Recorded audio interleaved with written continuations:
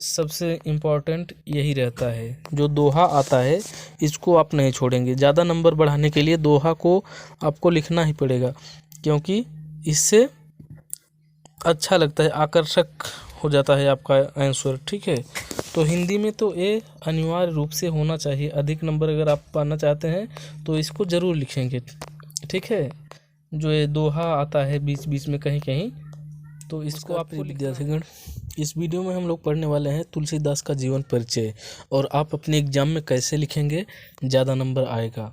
तो अगर जैसे हम बता रहे हैं इस हिसाब से आप लिखेंगे तो आपका नंबर अच्छा आएगा, क्योंकि इसी तरह से लिखते हैं जिनका अच्छा नंबर आता है। अच्छा नंबर पाने के लिए आपको अच्छे तरह से लिखना भी पड़ता है, तभी अच्छा नंबर आता है। ठीक है, तो देखिए कैसे लिखेंगे आप, इसको देखते रहिए।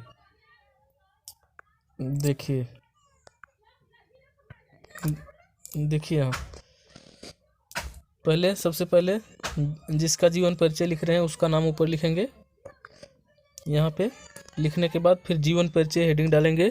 हेडिंग डालने के बाद अब लिखना शुरू करेंगे। तो देखिए, गोस्वामी तुलसीदास जी का जन्म सन 1532 ईस्वी। तो 1532 ब्लैक पेन से लिखा गया है। क्यों ब्लैक पेन से लिखा गया है? क्योंकि हाईलाइट करना पड़ता है, जिससे पता चले। जो मुख्य चीज़ें होती हैं उनको आप हाईलाइट करेंगे, ब्लैक पेन से लिखेंगे। ठीक है, तो 1532 सन 1532 इतना मतलब ब्लैक पेन से लिखना है। फिर कोष्टक में भाद्रपद शुक्ल पक्ष एकादशी संवत 1589 विक्रम में बांदा जिले के राजापुर, देखिए राजापुर इनका जन्म है, गांव का नाम है, तो राजापुर को भी ब्लैक से लिखा गया है। ठीक है, इसी तरह से लिखेंगे। राजापुर ग्राम में हुआ था। कुछ विद्वान इनका जन्म एटा जिले के सोरो ग्राम में मानते हैं। आचार्य रामचंद्र शुक्ल राजापुर का ही समर्थन किया है। कहने का मतलब राजापुर शुक्ल भी राजापुर को ही माने हैं। आचार्य रामचंद्र शुक्ल जो हैं राजापुर को ही माने हैं। ठीक है, तुलसी सरयू पारेण ब्राह्मण थे। इनके पिता आत्माराम दुबे और माता हुलसी ने अभुक्त मूल नक्षत्र में उत्पन्न होने के कारण इन्हें त्याग दिया था। इनका बचपन अनेकानेक आपदाओं के बीच व्यतीत हुआ। अनेकानेक मतलब अनेक आपदाओं के बीच व्यतीत हुआ। आगे देखते हैं। सौभाग्य से इनको बाबा नरहरि दास जैसे वरदहस्त प्राप्त हो गए। कहने का मतलब नरहरि दास इनके गुरु थे, ये मिल गए थे।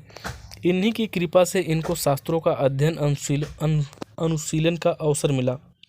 स्वामी जी के साथ ही एक काशी आए थे, जहाँ परम विद्वान महात्मा शेष सनातन जी ने इन्हें वेद वेदांग दर्शन इतिहास पुराण आदि में निष्णात कर दिया। कहने का मतलब इन सब का ज्ञान इनको कहाँ हुआ? यहाँ कहाँ हुआ? काशी आने के बाद हुआ। ठीक है, तो इसके आगे देखें। तुलसी का विवाह दीनबंधु पाठक की सुंदर और विदुषी कन्या रत्नावली से हुआ।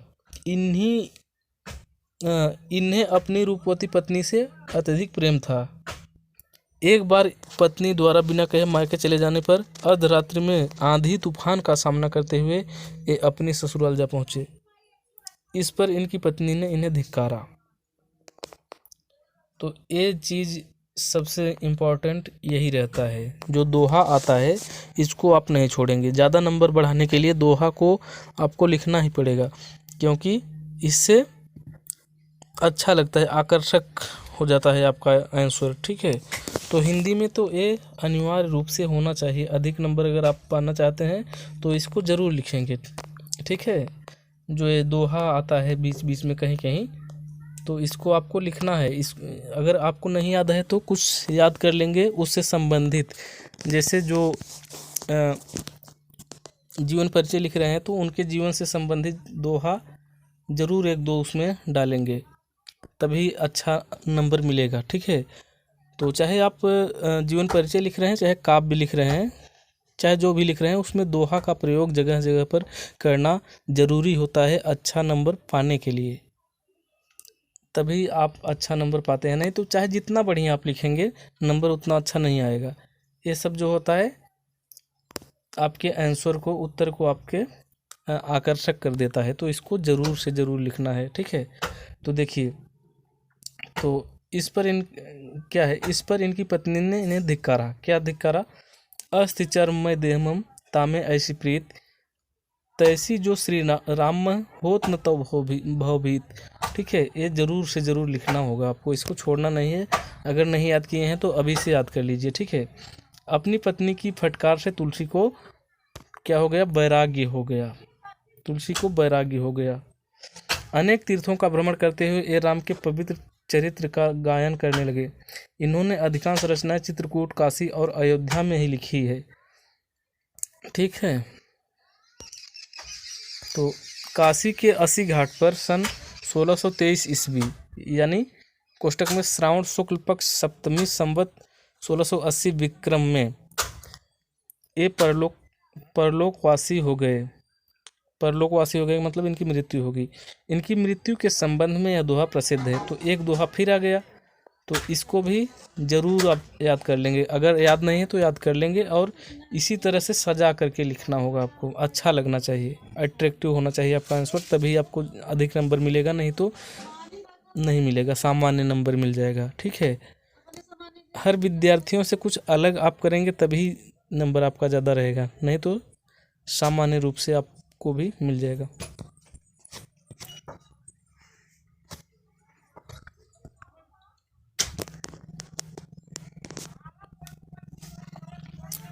इनकी मृत्यु के संबंध में यह दोहा प्रसिद्ध है। संवत 1680 80 गंग के तीर, श्रावण शुक्ला सप्तमी, तुलसी तजो शरीर। तो इसको लिखना है आपको ज़रूर।